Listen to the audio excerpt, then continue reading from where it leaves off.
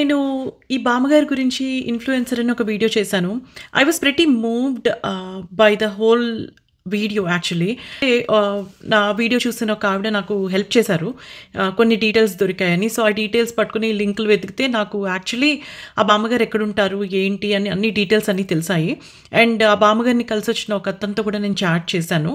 And all is good and we can also extend our help. అందులో ఇద్దరున్నారు ఈ బామ్మగారిని కలిసిన వాళ్ళు. నేను వాళ్ళిద్దరిని వీడియోలో ట్యాగ్ చేస్తున్నాను.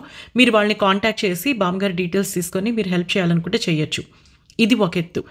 And we should feel happy that social media actually helped us in doing a noble cause. But we should also remember that social media, if it can make people, it can also break people.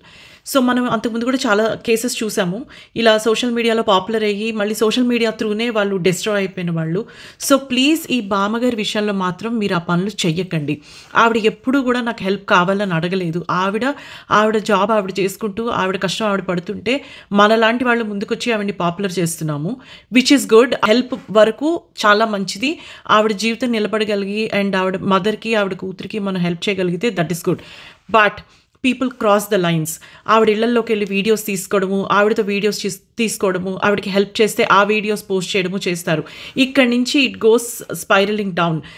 ఇలాంటి వాటి వల్లే మనకి problem వస్తుంది. So మీరు help చేస్తే సైలెంట్గా ఉండండి. దాన్ని ఏమి పబ్లిసిటీ చేయక్కర్లేదు. మంచి పని చేస్తే చెప్పుకోవడంలో తప్పులేదు, కానీ అన్ని చోట్ల మనం చెప్పుకోవాల్సిన అవసరం లేదు. ఈ కేసు కూడా ఇంతే. సో ప్లీజ్ ఈ బామ్మగారి విషయంలో చాలా జాగ్రత్తగా ఉండండి. ఆవిడని డిస్ట్రాయ్ చేయకండి. ఆవిడ ఎప్పుడు ఎవరిని హెల్ప్ అడగలేదు.